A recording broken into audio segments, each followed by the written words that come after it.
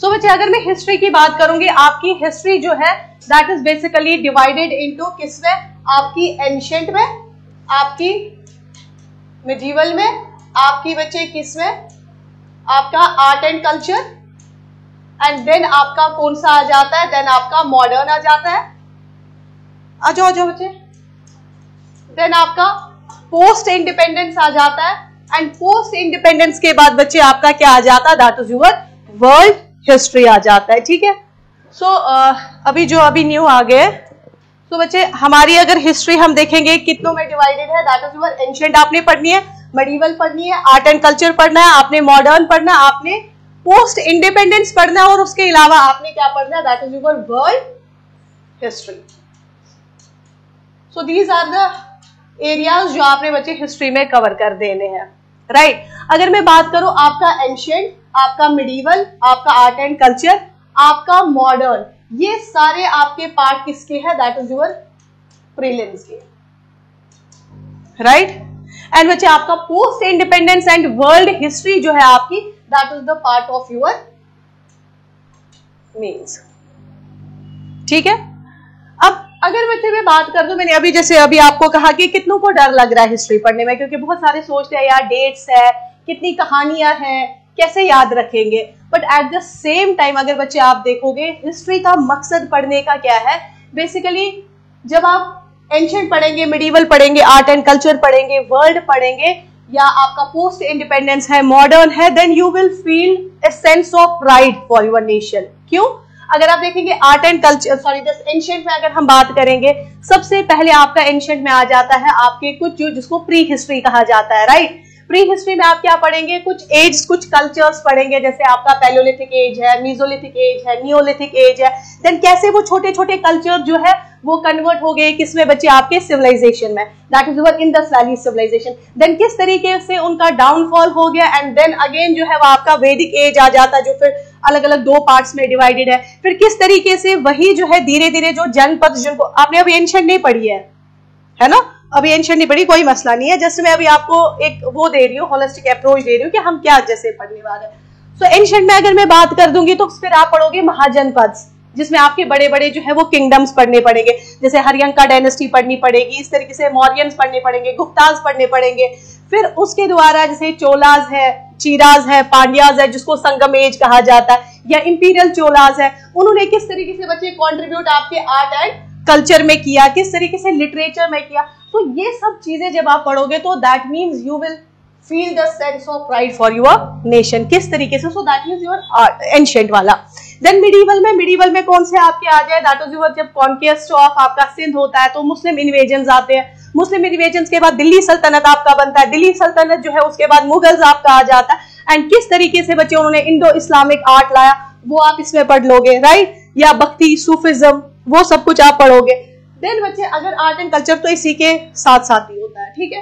Then फिर आ जाता है मॉडर्न, किस तरीके से बच्चे आपका एडवेंट ऑफ यूरोपियंस के बाद जो है आपका उन्होंने किस तरीके से इंडिया को जो है वो पूरी तरीके से ड्रेन ऑफ वेल्थ यहां से ले गए यूरोप, राइट। फिर किस तरीके से उन्होंने जो है वो सब्जुगेशन कर दी हर एक स्टेट की, कभी डॉक्ट्रिन ऑफ लैप्स से, कभी जो है वो आपका किससे, that is your subsidiary alliances से, राइट। एंड किस तरीके से वो जो है वो पावरफुल जो है वो यहाँ पे बन गए, ये तो मॉडर्न। फिर किस तरीके से आपका Indian national Congress came into being, किस तरीके से इंडियन नेशनल मूवमेंट जो है वो इमर्ज हो गया, किस तरीके से फिर अलग अलग फेजेस आ गए टिल आपका इंडिपेंडेंस तक, राइट। फिर बच्चे आपका पोस्ट इंडिपेंडेंस, पोस्ट इंडिपेंडेंस है आपके इंडिपेंडेंस के बाद जो है वो कौन कौन सी पार्टीज जो है, रीजनल पार्टीज जो है वो कौन सी आ गई, किस तरीके से उन्होंने इकोनॉमिक, इंडस्ट्री, इन सब चीजों को जो है फिर से एक बार जो है वो फ्लोरिश कर दिया।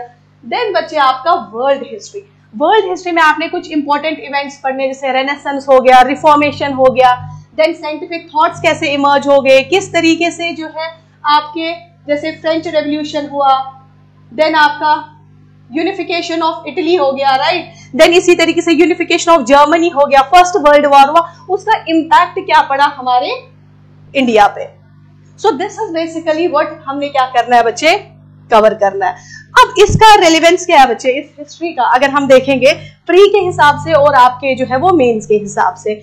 अगर बच्चे मैं प्री के हिसाब से बात करूं, देखो इससे पहले ना क्या हुआ करता था, देखो हमने तो करना है आज मॉडर्न हिस्ट्री से स्टार्ट, राइट। बट अगर आप देखेंगे पहले मॉडर्न हिस्ट्री से आप मान के चलो आपके 10 to 15 क्वेश्चंस के अराउंड जो है वो प्रीलिम्स में आते थे। 10 to 15 क्वेश्चंस कितने मार्क्स हो गए? अगर हम चलो 12 भी लगा दो तो कितने हो गए?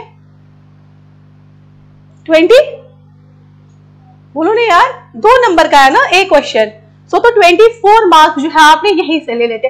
बट अब जो है वो ट्रेंड क्या हुआ है, चेंज हो गया, क्योंकि बच्चे एंशिएंट नहीं पढ़ते हैं, मिडिवल नहीं पहले पढ़ते थे, इतना ज्यादा आर्ट एंड कल्चर पे फोकस ही नहीं करते थे। मैक्सिमम स्टूडेंट्स को मिलो, उनको बोलो यार कैसी प्रिपरेशन है यार, पढ़ा तो है हिस्ट्री, मॉडर्न अच्छे से पढ़ी है, उसमें भी मॉडर्न कहां से पढ़ी है, रिवॉल्ट ऑफ 1857 से बैक जितना भी है वो इतना नहीं पढ़ा है, या इन दोनों में से एक छोड़ा है, या ये दोनों पढ़े हैं, आर्ट एंड कल्चर छोड़ा है। अब क्या किया है इन्होंने, अब बच्चे इक्वल वेटेज है। अगर आप अभी का प्री उठाओगे ना, ये जो 2025 का हो गया, एंशिएंट से लगभग आपके 4-5 क्वेश्चंस थे, मिडिवल से भी 2-3 क्वेश्चंस थे, और आपके आर्ट एंड कल्चर से मुझे इतना याद नहीं है कितने थे, और मॉडर्न से भी 2-3 क्वेश्चंस थे। तो ये आपका टोटल कितना बन रहा है, 10 to 15 क्वेश्चंस। दैट मीन्स आपने हर एक को क्या देनी है बच्चे, ड्यू वेटेज दे देनी है। समझ रहे हो, राइट? अब बात करते हैं बच्चे मेंस के हिसाब से क्या है। अभी मेंस हुआ ये 2-4 दिन पहले।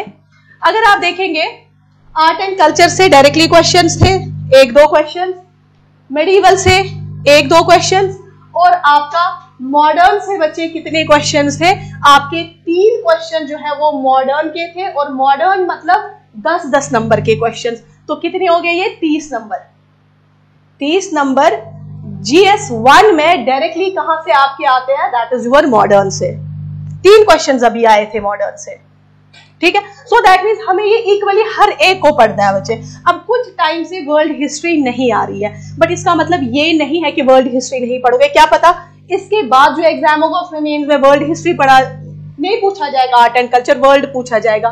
दैट मीन्स हर एक को जो है वो ड्यू वेटेज आपने दे देनी है, ठीक है। यहां तक क्लियर है, पक्का? Very good. अब देखो बच्चे इसका रेलेवेंस कहां पे है हिस्ट्री का, आप इसको यूज कर सकते हो अपने एसे में भी। वो कोई पार्ट नहीं है जहां पे बच्चे इसका जो है एसे में आपका काम नहीं आएगा। कोई भी एसे उठा के देखो, आपने तो हिस्टोरिकल जो है वो एस्पेक्ट किसी न किसी चीज का जो है वो करना ही करना है ना। या एथिक्स, आपका एथिक्स पढ़ा, सो एथिक्स का भी आप कभी ना कभी जो है वो अशोका की धम्मा पॉलिसी जो टॉलरेंस पे बेस्ड है वो आप दे सकते हो, राइट? समझ लो। तो हिस्ट्री का जो है वो बच्चे बहुत ज्यादा रेलेवेंस है, प्री के हिसाब से भी, मेंस के हिसाब से भी, और जो है आपका एसे, और आपका एसे राइटिंग, और आपका एथिक्स। यहां तक क्लियर है?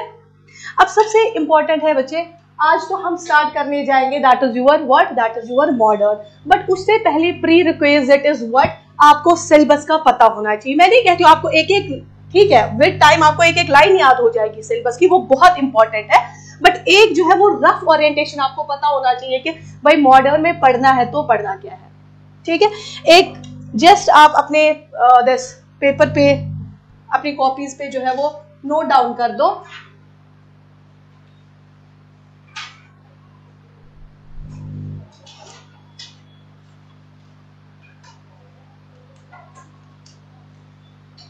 देखो 1-2 दिन आपको भी लगेंगे मेरा एक्सेंट समझने में, ठीक है, मेरा वे ऑफ वो टीचिंग समझने में, तो मुझे भी पता चल जाएगा आपकी कितनी पेस है, उस हिसाब से मैं भी वो कर दूंगी, ठीक है। और जहां पे आपको लगता है मैम थोड़ा तेज पढ़ाते हैं या तेज लिखवाते हैं पढ़ाने का, तो ठीक है, लिखवाती हूँ, थोड़ा सा मैं तेज हूँ, तो उस जगह आप मुझे बोल सकते हो, ठीक है। और अच्छा चलो उसके बात कर देते हैं। सबसे पहले बच्चे अगर मैं बात करूं, हम डिवाइड करेंगे मॉडर्न हिस्ट्री को 3 पार्ट्स में, राइट, और उसी के हिसाब से आपका जो है फिर एग्जाम भी होया करेगा। देखो सबसे पहले जो पहला आपका रहेगा that is your advent of Europeans. सबसे पहले जो आपका रहता है एडवेंट ऑफ यूरोपियंस, ठीक है। अब बच्चे एडवेंट ऑफ यूरोपियंस में हम क्या डायरेक्टली पढ़ेंगे Portuguese, Dutch, Britishers, Danes, French? नहीं, सबसे पहले इसमें पढ़ना है भाई कौन से फैक्टर्स थे which we are responsible for the arrival of Europeans in India. यार उनको क्या भूत जागे थे, वो इंडिया आ जाते। दैट मीन्स कुछ ना कुछ इवेंट्स तो हुए होंगे यूरोप में जिसकी वजह से उनको कहाँ आना पड़ा बच्चे, इंडिया। तो ये कौन सा क्वेश्चन आपको बन सकता है, इसमें कुछ इंफॉर्मेशन फैक्चुअल भी होगी और कुछ जो होगा वो आपका मेंस वाला पार्ट होगा।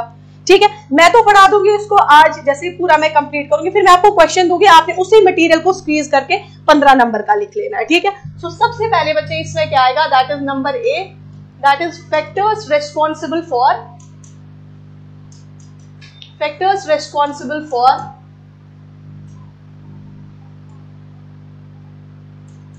Europeans to arrive in India, या डायरेक्टली देंगे आप factors responsible for arrival of Europeans, ऐसे दे दो बच्चे, factors responsible for arrival of Europeans in India.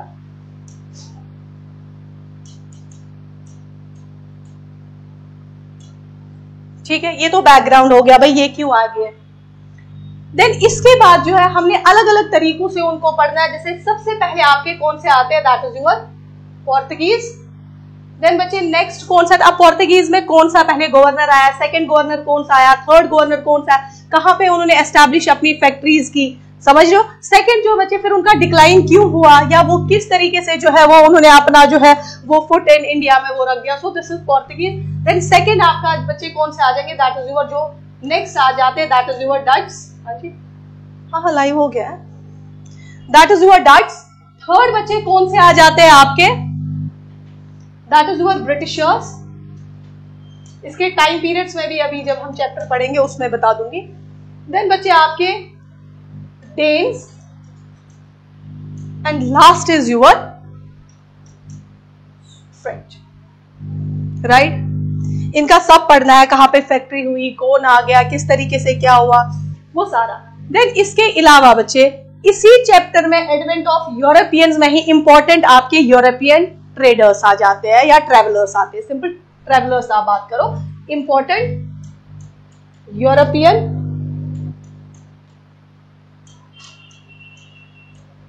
Travellers. ठीक है, यहां तक क्लियर है सबको, वेरी गुड। देन बच्चे नेक्स्ट जो हम पढ़ते हैं वो पढ़ते हैं हम इसी के अंदर, मतलब इसका जो advent of Europeans first chapter खत्म हो गया इसमें, तो ये जो सेकंड हम पढ़ते हैं that is your rise of regional states. What मैं, यस वेरी गुड, इस साइड से मैं लिखवा देती हूँ। दैट इज योर सेकंड जो बच्चे आपका आ जाएगा, that will be your rise of regional states. अब रीजनल स्टेट्स में we are going to cover regional states. सबसे पहले द सक्सेसर स्टेट्स, राइट, इसके अंदर द सक्सेसर स्टेट्स।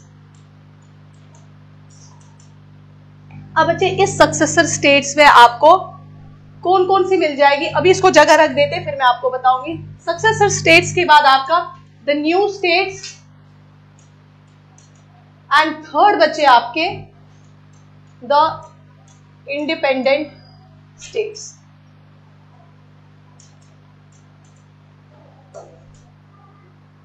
ठीक है,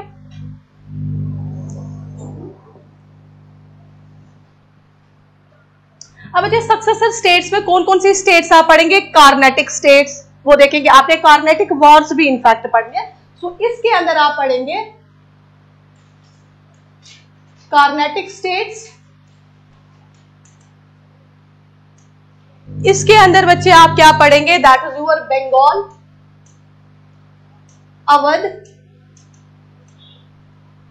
एंड बच्चे आपका हैदराबाद। ठीक है, अब देखो न्यू स्टेट्स के अंदर कौन कौन से आपने पढ़नी है बच्चे, मराठास,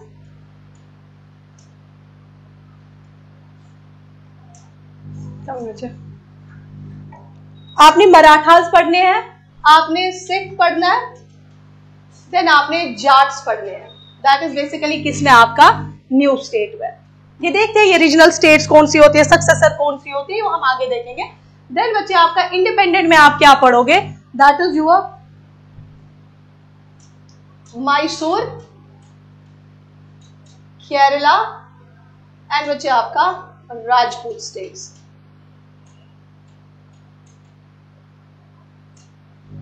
अब इसको दो तरीके हैं पढ़ने के।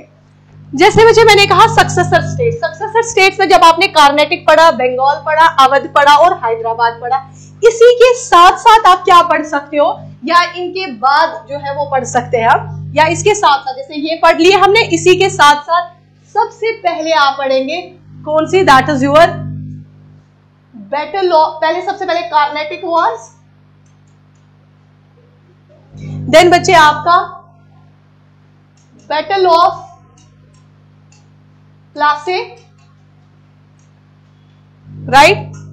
देन बच्चे आप पढ़ेंगे बैटल ऑफ, अच्छा बैटल ऑफ प्लासे के बाद आपका रॉबर्ट क्लाइव एक सिस्टम लाता है, वो भी क्वेश्चन आ सकता है मेंस में, that is basically the dual government, right. That is not 1773 वाला वो ड्यूअल गवर्नमेंट है, दैट इज बेसिकली एडमिनिस्ट्रेशन को डिवाइड किया जाता है दो पार्ट्स में। वन, एक तो आपका दीवानी राइट्स लिए जाते हैं, और जो है वो दूसरा क्या दिया जाता है आपको, रिस्पॉन्सिबिलिटी जो नवाब्स को है वो दी जाती है, maintenance of administration. So that is your dual government. इसके बाद ही पढ़ेंगे ड्यूअल एडमिनिस्ट्रेशन, आप कहेंगे ड्यूअल एडमिनिस्ट्रेशन। इसी के देखो बच्चे बंगाल हमने पढ़ा होगा, इसके बाद ही हम क्या पढ़ेंगे, that is your battle of Buxar, battle of Buxar. अब बच्चे जब ये आप पढ़ेंगे, इसके साथ साथ हम पढ़ते हैं subsidiary alliance and doctrine of lapse. किस तरीके से ब्रिटिशर्स ने बाकी स्टेट्स को दो तरीकों से जो है वो क्या कर दिया, आपका कैप्चर कर दिया, दैट इज दो मेथड से। One is your subsidiary alliance, subsidiary alliance,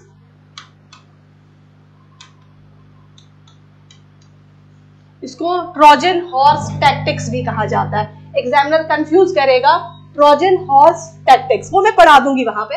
so subsidiary alliance. एक आता है आपका doctrine of lapse. So this doctrine of lapse is known as law of escheat भी इसको कहा जाता है, ठीक है। सो ये बच्चे किसके साथ आपने पढ़ना है, सक्सेसर स्टेट्स के साथ, समझ रहे हो पक्का। सो उसके बाद बच्चे अगर हम मराठास के साथ, न्यू स्टेट जिसमें हमने मराठास पढ़ने हैं, सिख पढ़ना है, जाट्स पढ़ने हैं, सो इसके साथ साथ जो आपका रहेगा दैट इज सबसे पहले जो ब्रिटिशर्स किन के साथ बच्चे वो कर देंगे, रिवॉल्ट कर देंगे आपके मराठास के साथ, उनको क्या कहेंगे, Anglo Maratha Wars, Anglo Maratha Wars. यहां तक क्लियर है, नोट डाउन कर दो। अच्छा ठीक है, एंग्लो मराठा वॉर्स आपने पढ़नी है। एंग्लो मराठा वॉर्स के बाद जो है इसमें जितनी भी ट्रीटीज होगी वो आपने याद रखनी है, कौन सा गवर्नर जनरल था वो आपने याद रखना है। देन बच्चे एंग्लो मराठा वॉर्स के बाद आप क्या पढ़ोगे, दैट इज आपके Anglo Sikh wars, right, Anglo Sikh war. Then बच्चे इसके अलावा जो आपने एनेक्सेशन ऑफ सिंध भी पढ़ना है, व्हाट दैट इज, ये किसमें पढ़ेंगे हम, इसी में न्यू स्टेट्स में, that is annexation of Sindh, annexation of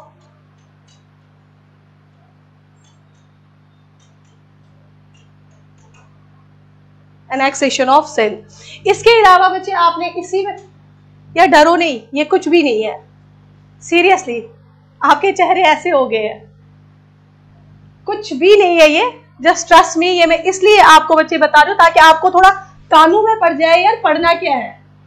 सुना था इससे पहले किसी ने, ठीक है, क्योंकि ज्यादातर रिवॉल्ट ऑफ 1857 से ही सुनते आ रहे हैं, ठीक है बच्चे। देन आपका एनेक्सेशन ऑफ सिंध के बाद आपका एक और वॉर्स है, जैसे आपका एंग्लो नेपाल, एंग्लो बर्मा, ठीक है। देन आपको एंग्लो अफगान, ठीक है। ये वॉर्स जो है वो आपने किस में पढ़नी है, that is your new states में। पेपर कैसा हुआ आपका, था ना मेंस वाला, नहीं अच्छा हुआ, क्यों?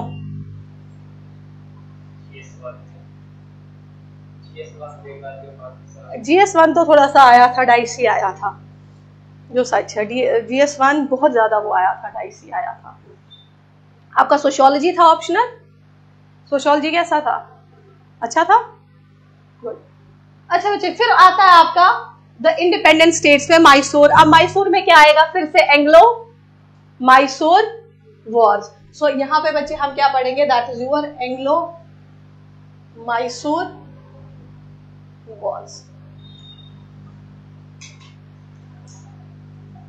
यहां तक क्लियर हो गया? ठीक है, ये आपका बच्चे पहला सेक्शन रहेगा। जब ये खत्म हो जाएगा, क्या हो गया, डरो नहीं, जब ये खत्म हो जाएगा तो आपका बच्चे एग्जाम होगा। मेरा पढ़ाने का तरीका क्या होगा, मैं यहाँ पे लेक्चर दूंगी, आप सुनोगे, अगर किसी ने रफली नोट करना वो कर सकता है। जब मैं पढ़ाऊंगी फिर मैं लिखवाऊंगी, जब मैं लिखवा दूंगी फिर आपने घर जाना है, मैं कोई क्वेश्चन आपको 1-2 दिन के बाद दिया करूंगी, जो मेंस वाला होगा वो आपने करना है, और आपने अपने हिसाब से क्या करना है। जैसे सपोज करो आज मैंने आपको पढ़ाया बैटल ऑफ क्लास से, आप क्या करेंगे, आप उसको क्या करेंगे, एमसीक्यू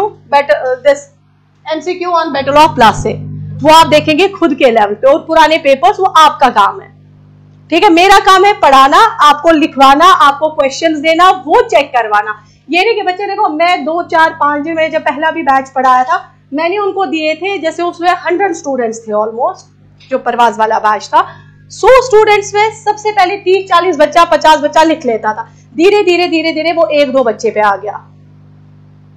सो ये आप तक है बच्चे, मेरा काम है पढ़ाना, मेहनत आप तक है, जो मर्जी करो, ये सोचो ये हमारा फाइनल। और फर्स्ट अटेम्प्ट सबसे बेस्ट अटेम्प्ट होता है, सबसे बेस्ट अटेम्प्ट जो है वो फर्स्ट अटेम्प्ट है, क्योंकि मैं अपने एक्सपीरियंस से कह रही हूँ यार, मैंने 2016 में कहीं जाके दिया था, 17 में हमारा प्री हुआ था, मेंस मेरा 18 में हुआ था, 19 में मैंने इंटरव्यू कहीं जाके दिया था, बट अनफॉर्चुनेटली नहीं हो गया, तो उसको टाइम लग गया था। फिर 2018 का ये अभी वाला, तो ये चीज जो है ये ऐसे ही चलता रहेगा। इससे बेटर है कि पहले अटेम्प्ट में निपटा दो, ठीक है, क्योंकि इस सीट के साथ बच्चे सिर्फ आप नहीं जुड़े हो, इस सीट के साथ आपके पेरेंट्स के अरमान जुड़े हैं, ये कोई नहीं बोलेगा आपको।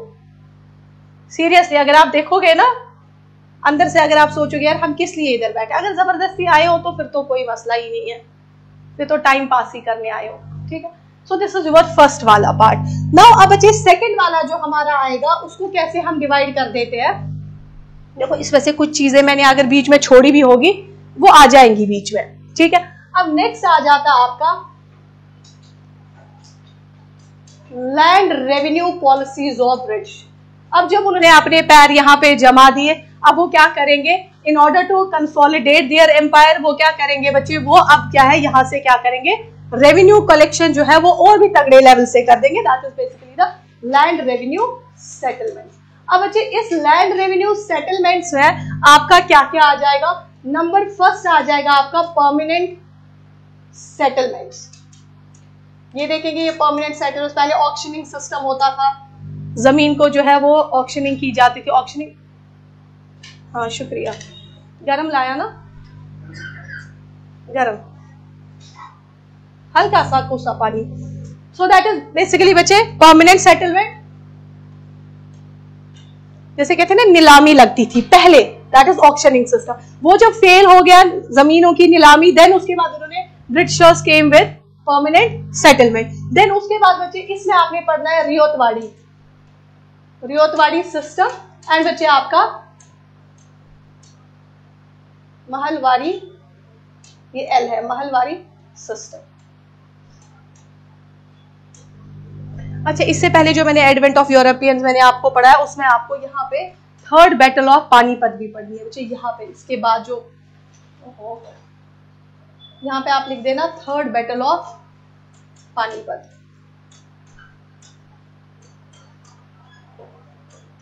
क्योंकि अफगान तो इधर है ही है, तो उस तरीके से हम, हाँ जी,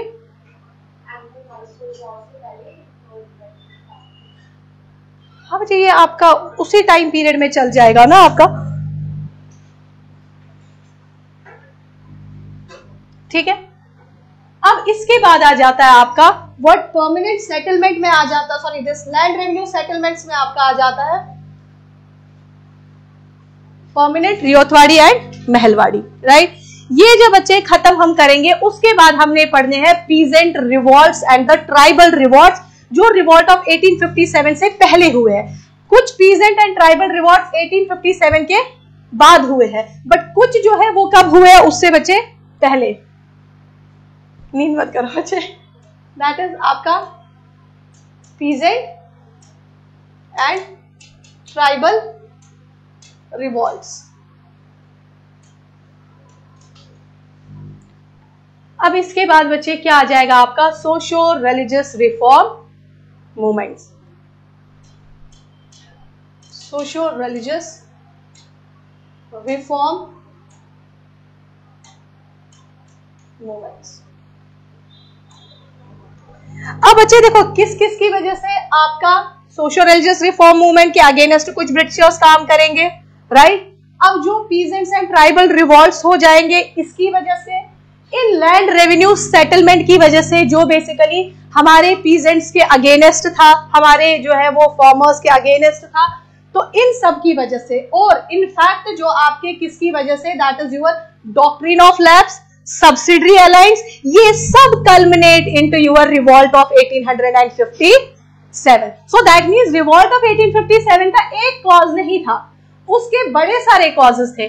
चाहे आपका सब्सिडरी अलायंस रूलर से करवाया जाता था, चाहे आपका डॉक्ट्रिन ऑफ लैप्स करवाया जा रहा था, चाहे बच्चे आपका this one that is land revenue settlements, या आपके peasant and the tribal revolts, या सोशल रिलीजियस रिफॉर्म मूवमेंट्स के अगेंस्ट जो है इन्होंने काम कर दिया, जैसे एबॉलिशन ऑफ सती या बाकी चीजें वो हम वहां पे पढ़ेंगे।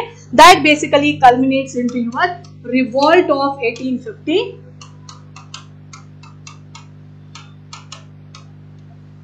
अब बच्चे इस रिवॉल्ट के बाद एक एक्ट आता है, आपने पढ़ा होगा पॉलिटी में, मुझे आप बताएंगे कौन सा एक्ट आता है? शाबाश,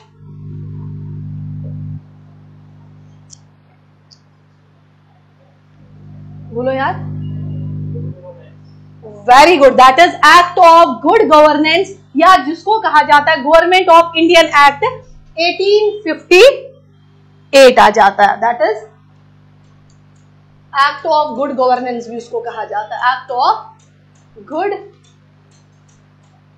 गवर्नेंस, या जिसको कहा जाता है गवर्नमेंट ऑफ इंडियन एक्ट 1858। अब देखो बच्चे, अब आपने पढ़ा होगा पॉलिटी में, एक्ट्स पढ़े कि सर ने मेरे पे छोड़ दिए, वो मेरे पे छोड़ दिए, ठीक है। हम रेगुलेटरी एक्ट से पढ़ेंगे जब जो हमारा रिवॉल्ट खत्म हो जाएगा कि रिवॉल्ट का कॉज क्या था, रिवॉल्ट को सप्रेस कैसे किया, ठीक है, रिवॉल्ट फेल क्यों हो गया, क्योंकि इस पे भी क्वेश्चन आ रहा था 2018 में, जो है इस पे मेंस पे क्वेश्चन आया था, फेलियर्स किसके, आपके रिवॉल्ट ऑफ 1857 के, ठीक है। ये सब कुछ पढ़ने के बाद हम क्या करेंगे, डायरेक्टली हम इस एक्ट पे नहीं आएंगे, हम रेगुलेटरी एक्ट 1773 से लेके कहां तक चलेंगे, आपका गवर्नमेंट ऑफ इंडियन एक्ट 1858 तक, ठीक है। उसमें इंपॉर्टेंस क्या है वो मैं आपको बताऊंगी, ताकि आपका पॉलिटिकल हिसाब से भी खत्म हो जाएंगे एंड हिस्टोरिक भी आपका क्या हो जाएगा बच्चे, खत्म हो जाएगा। यहां तक समझ आ गया?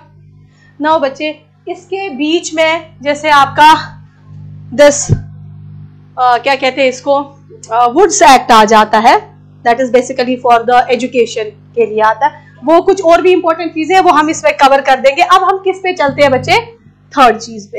अब थर्ड जो हमारा रहेगा दैट विल बी योर, आज मुझे बड़े टाइम के बाद चलाना है ना, लगभग 2-3 महीने के बाद।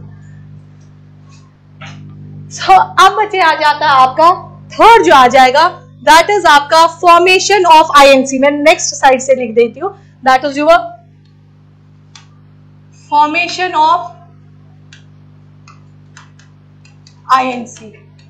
या इससे पहले भी बड़े सारे जो है वो पीजेंट रिवॉल्ट्स हुए हैं, जो अब 1857 के बाद हो जाएंगे। ट्राइबल रिवॉल्ट्स हुए हैं आपके, दिस पीजेंट रिवॉल्ट्स हुए हैं, वो भी हम पढ़ेंगे। हम डायरेक्टली यहां से पढ़ लेते हैं, that means formation of INC से लेके आपका किस तरीके से ग्रोथ हो गई आपके इंडियन नेशनल मूवमेंट की। This is INM is your Indian national movement, ठीक है। अब बच्चे इस इंडियन नेशनल मूवमेंट में हमने सबसे पहले फॉर्मेशन ऑफ आईएनसी में देखने कौन कौन से इंपॉर्टेंट सेक्शंस है, वो हम एक पूरा एक चार्ट बनाएंगे, क्योंकि कभी कभार वहां से आ जाता है क्वेश्चंस, प्री की बात में कर रही हूं, वो देखेंगे। फिर हम देखेंगे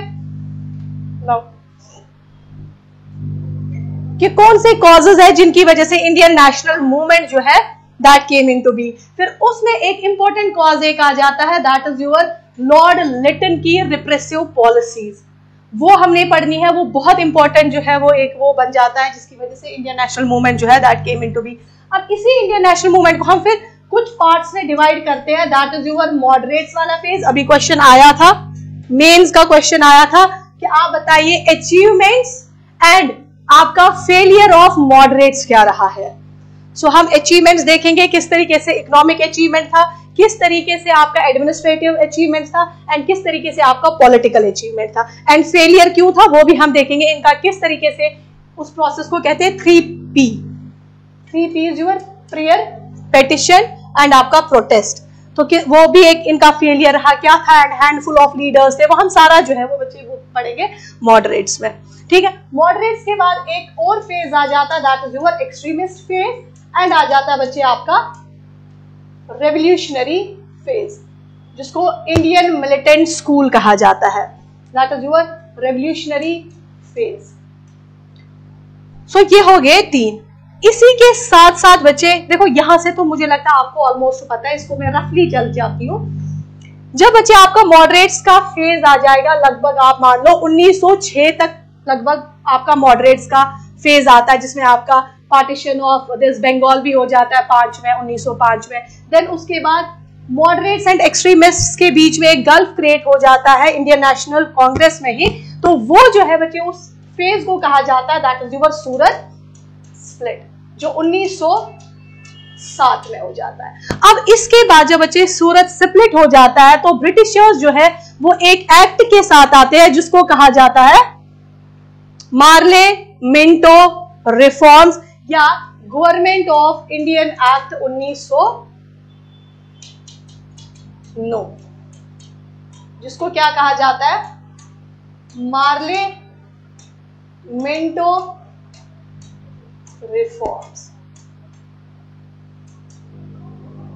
ठीक है बच्चे, इसके बाद इंपॉर्टेंट एक ईयर आता है, दैट इज 1911 वाला साल। ये बहुत इंपॉर्टेंट है, जो पार्टीशन ऑफ बंगाल हुआ था, इसमें 3 चीजें हुई। पार्टीशन ऑफ बंगाल कब हुआ था, 1905 में। 1911 में 3 चीजें हो जाती है। सबसे पहले जो है दैट इज एन्यूलमेंट, खत्म हो जाता है आपका पार्टीशन ऑफ बंगाल को खत्म किया जाता है, फिर से बंगाल को क्या किया जाता है, रीयूनाइट किया जाता है, राइट। एक और चीज हो जाती है बच्चे, ट्रांसफर ऑफ कैपिटल, यानी पहले जो ब्रिटिशर्स की कैपिटल थी दैट वाज बंगाल, अब ये कहां ले जाते हैं, दिल्ली। ये चीज इंपॉर्टेंट है। और थर्ड जो है दैट इज आपका ग्रैंड दरबार जो है बच्चे वो लग जाता है दिल्ली में। वो हम देखेंगे वो कौन सा दिस किंग आया था, क्या हुआ था, वो वहां पे हम पढ़ लेंगे। और वो ये रुक गया है। This online students, am I audible? आप बच्चे देखो ऑडिबल हूं या आपको स्क्रीन नजर आ रही है?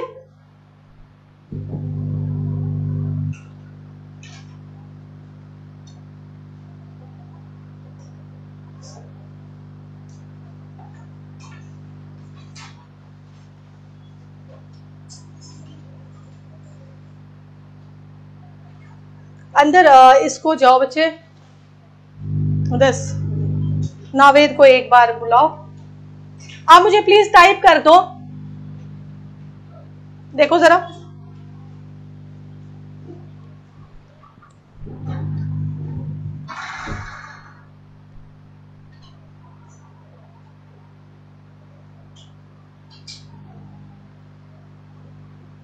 ये ग्रैंड दरबार, हाँ जी।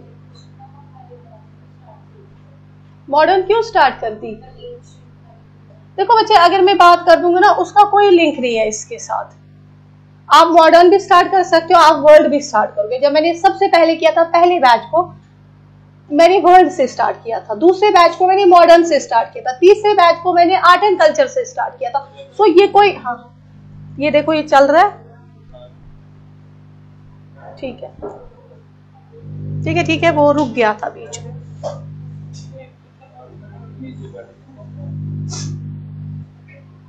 ठीक है, नहीं नहीं नहीं नहीं यार, वो रुक गया था सीरियसली, वो कर रहा था, देन मैं बैठ गई। हाँ हाँ मैंने कर दिया, ठीक है पता है, फ्रेश करना है, हाँ वो किया, उसके बाद ही बुलाया, क्योंकि वो फिर प्रॉब्लम होती है, बच्चे फिर कॉल पे कॉल कर देते हैं। सो बच्चे 1911 के बाद, इधर देखो, 1911 के बाद आपका इंपॉर्टेंट चीज क्या हो जाती है, जैसे 1970 में बीच बीच से आपको मोटे मोटे इवेंट्स बता रही हूँ, इसके बीच में बहुत कुछ है। सो 1916 है home rule league movement, then आपका 1919 है, इसको होम लीग मूवमेंट रख दो। देन 1919 का आपका रोलेट एक्ट, जलियांवाला बाग, ठीक है। एंड बच्चे इसी के बाद जो है वो कौन सा आपका मॉन्टे-क्लेम्सफोर्ड रिफॉर्म, जिसको क्या कहा जाता है, गवर्नमेंट ऑफ इंडियन एक्ट 1990। समझ आ रही है? पक्का? यहां से तो सबको पता होगा। अब इसको मैं शॉर्टकट कर देती हूँ। 1919 से कितनों को नहीं पता है? रेज योर हैंड्स और सच बताओ। नहीं पता? नहीं पता? ठीक है, आपको नहीं पता, कोई बात नहीं, मैं थोड़ा थोड़ा बता देती हूँ। 1916 में बच्चे होम रूल लीग मूवमेंट, 1919 में रोलेट एक्ट आ जाता है, 1919 में आपका जलियांवाला बाग हो जाता है, 1919 में गवर्नमेंट ऑफ इंडियन एक्ट क्या आ जाता है, 1919, जिसको क्या कहा जाता है, मॉन्टे-क्लेम्सफोर्ड रिफॉर्म। ठीक है, अब देखो बच्चे, अब इसके बाद आ जाता है आपका रिफॉर्म या एक्ट, बोलो जैसे भी आप वो कर दोगे। देन बच्चे आता है 1920 वाला। 1920 से लेके 1940 तक देखते हैं पहले। इंपॉर्टेंट चीजें उतारना तो नहीं था। 1920 से लेके 1940 तक आपका जो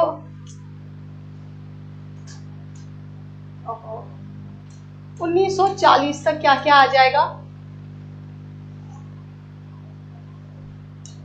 1920 से लेके आपका 1940 तक खिलाफत movement, non cooperation movement, right, खिलाफत एंड नॉन कॉपरेशन मूवमेंट, ये आपका कब बचे, 1921 में। 1923 के टाइम पीरियड में आपका एक पार्टी बन जाती है, that is your Swarajist party.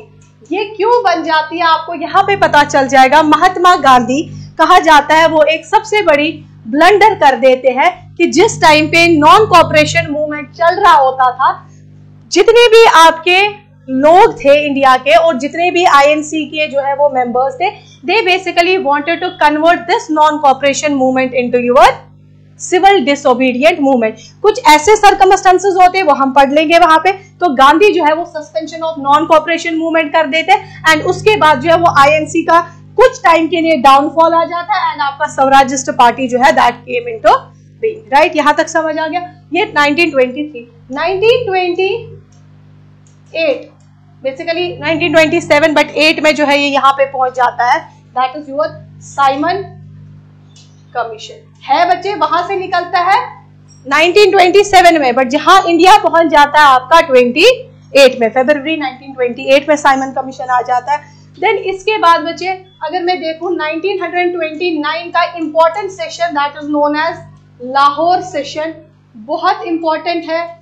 क्यों? इसी के बिहाफ पे 1930 का आपका क्या आ जाता है, that is your Dandi march, या जिसको कहते हैं civil disobedient movement, civil disobedient movement. And वो किस तरीके से आता, that come in the form of your Dandi march.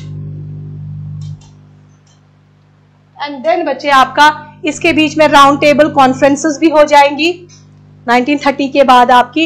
And उसके अलावा अगर आप देखेंगे राउंड टेबल कॉन्फ्रेंसेस के बाद 1935 का इंपॉर्टेंट जो है वो आपका क्या आ जाता है, एक्ट आता है, जिसको कहते हैं गवर्नमेंट ऑफ इंडियन एक्ट 1935। यानी रिवॉल्ट ऑफ 1857 के बाद जो एक एक्ट आया था, एक्ट ऑफ गुड गवर्नेंस, उसके बाद 1909 वाला, 1919 वाला और 1935 वाला एक्ट। ठीक है, देखो इसके बीच में बहुत कुछ हो जाएगा। 1935 किस तरीके से कांग्रेस जो है वो इलेक्शन जीतती है, क्या गांधी क्या उनको एडवाइस करते हैं, वो सब कुछ जो आएगा। देन उसके वो छोड़ के हम डायरेक्टली 1940 पे पहुंच जाते हैं, that is known as your individual satyagraha. ठीक है बच्चे, फिर इंडिविजुअल सत्याग्रह के बाद हम डायरेक्टली जो है वो कुछ प्लान्स आ जाते हैं, जैसे वेवल प्लान आ जाता है, लियाकत दसाई प्लान आ जाता है, फिर कैबिनेट मिशन प्लान आ जाएगा, क्रेप्स मिशन, ये सब कुछ जो है आप यहाँ पे लिख देंगे टिल आपका इंडिपेंडेंस बहुत आ जाता है, जो हम बाद में इस पे वो कर देते हैं एड ऑन, ठीक है, दैट इज टिल इंडिपेंडेंस। इसमें कैबिनेट मिशन प्लान वो धीरे धीरे जो है वो आप आराम से वो पढ़ लोगे। सो बच्चे ये आपका जस्ट था सिलेबस का ओरिएंटेशन। एक बार घर जाओगे इसको देख लोगे, जस्ट रफली जो है इसको नजर मार दोगे, ताकि चीजें जो है जब मैं कल को बोलूँ आप कनेक्ट कर पाओ कि हाँ भाई हमारा ये कंप्लीट हो गया, ये कंप्लीट हो गया और ये वाला, ठीक है। मैम प्लीज 1911 वाला दिखाना, अभी वो लिखना है। ओहो बच्चे 1911 का आप लिखेंगे,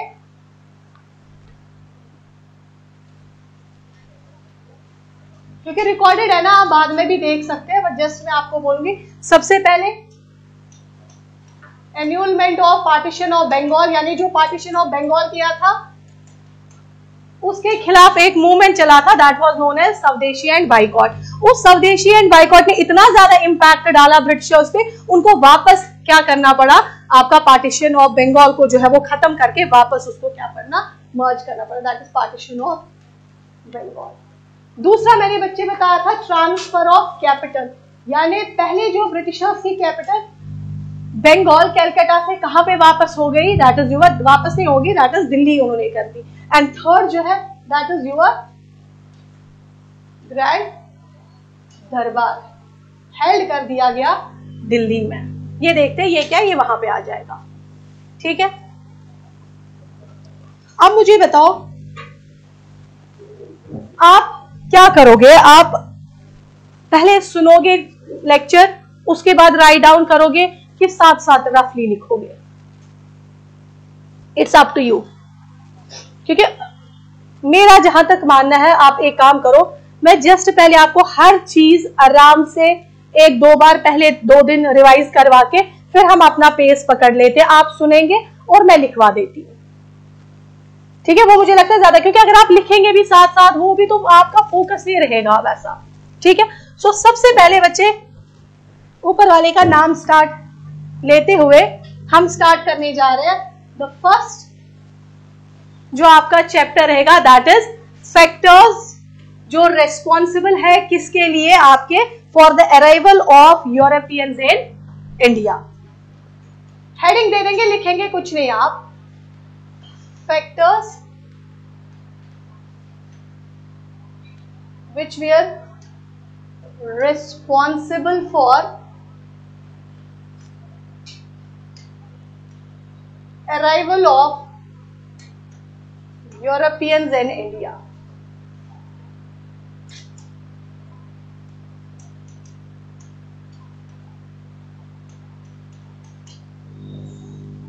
दैट मीन्स हमें किन के बारे में पढ़ना पड़ेगा, यूरोप के बारे में।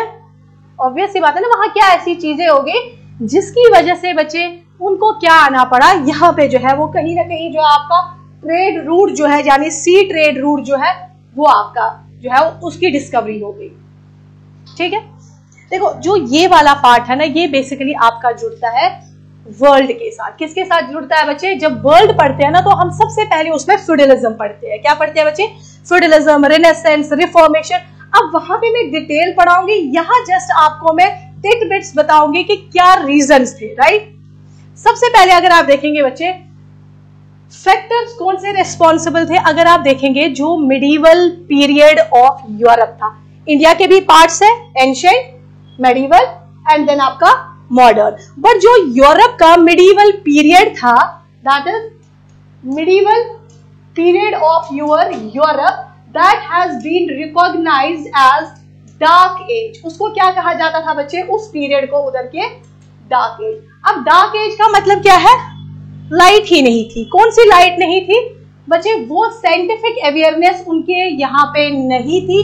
अब जब मैं डार्क एज कहती हूँ वो हम दो तरीकों से इसको बोलते हैं dark age. One that is your feudalism and बच्चे another is your abuses in the church. मैं फिर से एक बार रिपीट कर देती हूँ बच्चे, क्या कहा मैंने, जो मिडीवल पीरियड ऑफ यूरोप था that has been recognized as dark age, किस हिसाब से बच्चे, एक तो फ्यूडलिज्म वहां पे था and abuses in the church था, राइट। अब बच्चे फ्यूडलिज्म का मतलब क्या है, सबसे पहले तो ये चीज है ना, व्हाट इज फ्यूडलिज्म।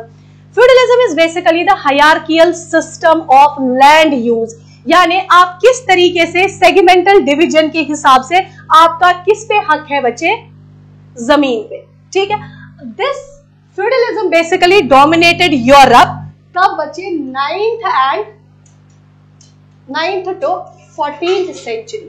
अब इसमें क्या होता था, सी, सबसे पहले किंगडम को डिवाइड किया जाता था एंड सब डिवाइड किया जाता था एग्रीकल्चरल एस्टेट्स में, यानी वहां पे क्या था, suppose this is the kingdom, इस किंगडम को बच्चे डिवाइड किया जाता था किसमें, दैट इज एग्रीकल्चरल एस्टेट्स। बच्चे इस एग्रीकल्चरल एस्टेट्स को क्या कहा जाता था, इस एग्रीकल्चरल एस्टेट्स को कहा जाता था मोनार्स,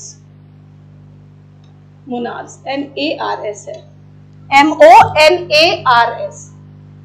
फिर से मैं बताती हूँ बच्चे, medieval period of Europe that was considered as what, dark age. क्यों dark age, feudalism and abuses in the church. अब फ्यूडलिज्म क्या था, that is basically the hierarchical system of land use that dominated आपके Europe को कब, 9th से 14th century में। अब अगर देखा जाएगा, एक किंगडम जो होता था उसको अलग अलग एस्टेट्स में क्या किया जाता था बच्चे, डिवाइड किया जाता था, that is basically the agricultural land होता था। उन एग्रीकल्चरल लैंड को क्या कहा जाता था, मोनार्स कहा जाता। अब बच्चे इन मोनार्स को जो बेसिकली देखता था वो होते थे नोबल्स। कौन होते थे, नोबल्स। दैट मींस नोबल जो होते थे बच्चे वो कंट्रोल करते थे इन मोनार्स को। बेसिकली वो एग्रीकल्चरल प्रोडक्शन नहीं करेंगे, वो क्या करेंगे, एग्रीकल्चरल प्रोडक्शन को ओवरसी करेंगे, यानी किस तरीके से फार्मर्स आपके, पीजेंट्स आपके एग्रीकल्चरल प्रोडक्शन करते उसको जो है वो क्या रखेंगे, नजर रखेंगे। एंड यही वाले बच्चे आपके जो नोबल्स होते थे, जो इन मोनार्स को कंट्रोल करते थे, ये आपके नोबल्स स्वर्ण लॉयल टू द किंग होते थे, यानी किंग के जो है ये लॉयल होते थे इनिशियल फेज में। यहां तक समझ आ गया। अब देखो बच्चे, मैंने कहा एक hierarchical system of land use, यानी अलग अलग डिविजन्स होंगे इसमें। अब देखो कैसे वो डिविजन्स होंगे, सी, सबसे पहले टॉप पे आपके कौन से होंगे बच्चे, किंग्स। किंग्स के बाद कौन होंगे, नोबल्स, राइट। नोबल्स के बाद बच्चे कौन होंगे, दैट इज योर नाइट्स। अब ये नाइट्स कौन होते थे ये भी देखेंगे। देन बच्चे अब कौन होते थे, पीजेंट्स। पीजेंट्स का जो एक खस्ता हालत में एक ग्रुप होता था उसको कहते थे सर्फ्स। अब देखो सर्फ्स। अब कैसे ये hierarchical division of land use था, फ्यूडलिज्म। किंग क्या करता था बच्चे, वो लैंड देता था किसको, नोबल्स को। नोबल्स क्या करते, दैट इज वो कौन सा लैंड होता था, मोनार्स वाला, दैट इज एग्रीकल्चरल एस्टेट वाला लैंड होता था। अब ये नोबल्स क्या करते थे बच्चे, ये वहां पे एग्रीकल्चरल प्रोडक्शन देखते थे। दैट मींस ये लैंड बेसिकली हैंड ओवर एक किस्म से किसको करते थे, सर्फ्स को। अब सर्फ्स का काम क्या होता था, basically they worked on that land, right, they worked on that land,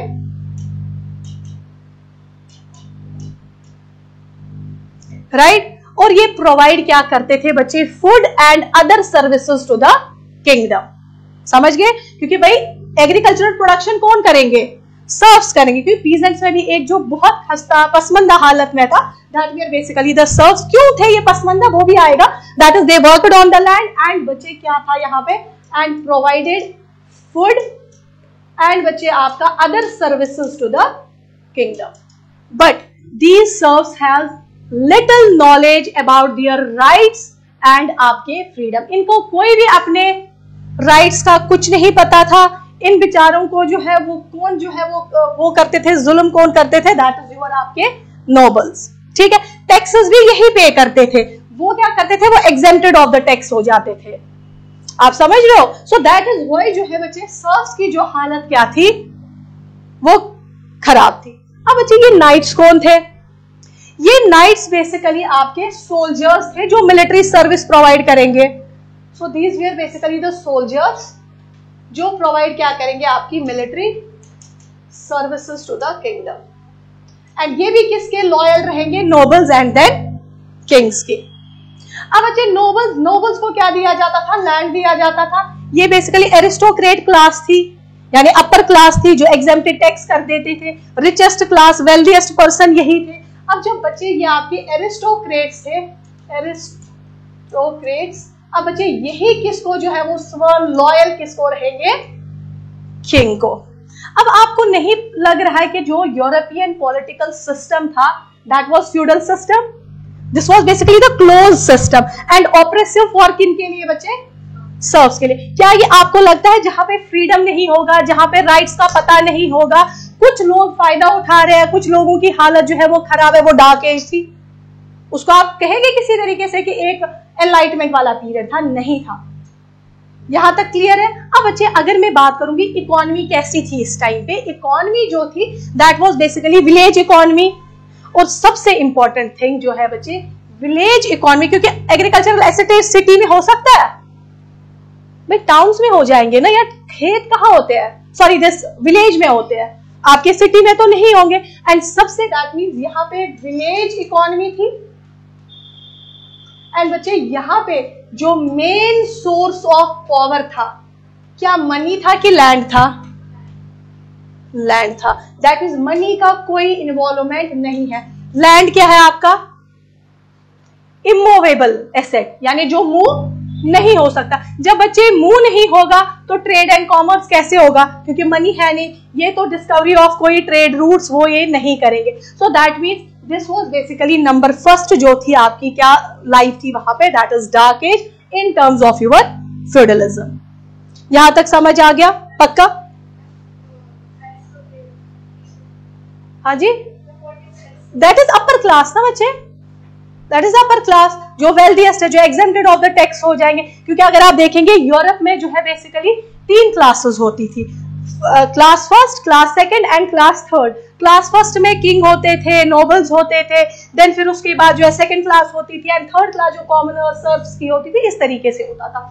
सो यहां तक समझ आ गया। अब दूसरी चीज मैंने कहा बच्चे डार्क एज क्यों थी, that was basically abuses in church. यानी बच्चे उस टाइम पे अगर हेड होता था किसी भी जगह का, वो किंग नहीं होता था, वो बेसिकली पोप होता था। पोप समझते हो ना? पोप समझते हो? अरे बोलो ना यार। हाँ समझ गए? सो चर्च का हेड होता था बच्चे, दैट मीन जो किंग जो होता था वो इतना ज्यादा नहीं सुप्रीम होता था जितना क्या होता था, पॉप होता था। सो उस टाइम पे to utter something against the religion that was considered as sin, क्योंकि उस टाइम पे जो सोसाइटी थी that was basically superstitious based थी। ठीक है, किसी को भी डाइन बोला जाता था, उसको जिंदा जलाया जाता था। ठीक है, वही चीज जो है आपको क्या किया जाता था, चर्च में 2 चीजें दी जाती थी, वो मैं वर्ल्ड में पढ़ाऊंगी, जस्ट आपको मैं एक बेस बना रही हूँ। 2 चीजें दी जाती थी, one was sale of relics and sale of intelligence, यानी जन्नत जहन्नम की सर्टिफिकेट आपको बांटी जाती थी। आपने क्या करना होता था, पे करना होता था। उसकी वजह से सुप्रीम कौन हो जाएंगे, चर्च सुप्रीम हो जाएंगे।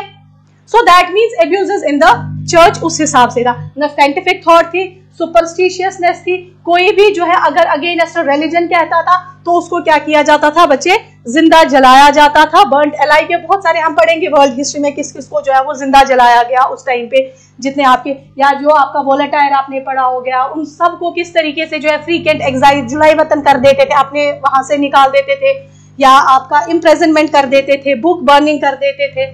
सो ये सब कुछ हम पढ़ेंगे। सो दैट मीन्स अभी तक मैंने जस्ट एक ही लाइन बोली जिसको मैंने एक्सप्लेन किया, that is medieval period of your Europe, that was basically the age of darkness या dark age in terms of your feudalism, जिसमें आपका जो यूरोपियन पॉलिटिकल सिस्टम था वो फ्यूडल था एंड ऑपरेसिव किनके लिए था बच्चे, सर्व्स के लिए, क्योंकि इनको कोई नॉलेज जो है वो अपनी नहीं थी राइट्स की और फ्रीडम्स की। एंड जो सबसे ऊपर थे यहाँ पे नोबल्स, नोबल्स के बाद किंग, एंड यही नोबल्स को लैंड कहां से मिलता था बच्चे, किंग से मिलता था। वो एग्रीकल्चरल एस्टेट्स होते थे जिनको मोनार्क्स कहते थे, उनको कौन ओवरसा एग्रीकल्चरल प्रोडक्शन करते थे, नोबल्स। बट प्रोवाइड कौन करता था food and services, that is this one, that is serves and abuses in the church, वो भी मैंने आपको बताया किस तरीके से जो है वो चीज थी। अब यहाँ पे फिर मैंने बताया बच्चे इकोनॉमी क्या थी, विलेज बेस थी। आपका जो सोर्स ऑफ पावर था दैट वाज लैंड, ये बहुत इंपॉर्टेंट है, source of power was land but not money. जब मनी नहीं था तो ट्रेड एंड कॉमर्स का कोई तो तुक ही नहीं बनता है।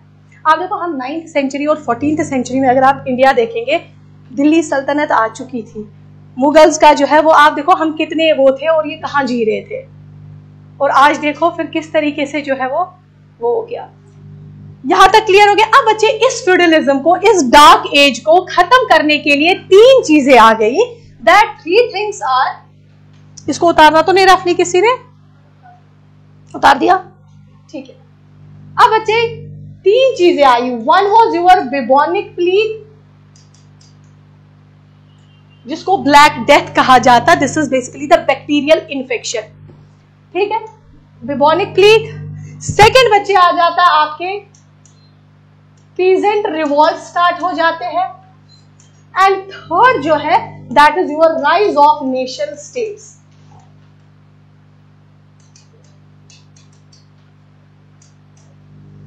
देखो ये जो मैं आपको वर्ल्ड जब आपको आ जाएगा, कोई भी पढ़ाए, चाहे मैं पढ़ाऊं या कोई भी फैकल्टी आ जाती है, तब आपको बहुत इजी हो जाएगा उसको समझने में। अब देखो बच्चे, बिबॉनिक प्लीग इज बेसिकली व्हाट, जो आप किसको करेगा खत्म बच्चे, आपके डार्क एज को, एंड फ्यूडलिज्म को भी एक किस्म से, फ्यूडल लॉर्ड्स को जो है वो एक जबरदस्त जो है वो जॉल्ट लगेगा इन 3 चीजों से।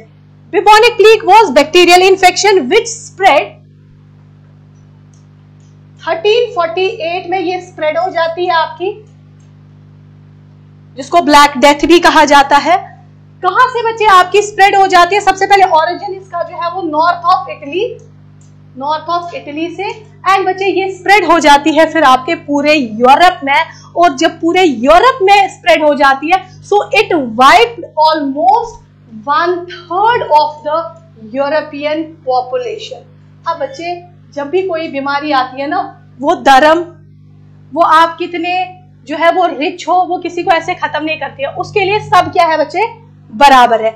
जब 1/3 ऑफ द यूरोपियन पॉपुलेशन खत्म हो गई तो इसका मतलब है फ्यूडल लॉर्ड्स भी जो है बच्चे वो क्या हो गए, वाइप्ड आउट हो गए, राइट। सो दैट मीन जो पीजेंट्स है, सर्व्स है, वो तो बेचारे आगे ही मरे हुए थे, उनको तो जल्दी जो है वो करके, सो दैट मीन्स इसकी वजह से एग्रीकल्चर प्रोडक्शन क्या हो जाएगी, कम हो जाएगी। सो एग्रीकल्चरल प्रोडक्शन लेस, ठीक है। This is the number first reason जो डार्क एज का डिक्लाइन।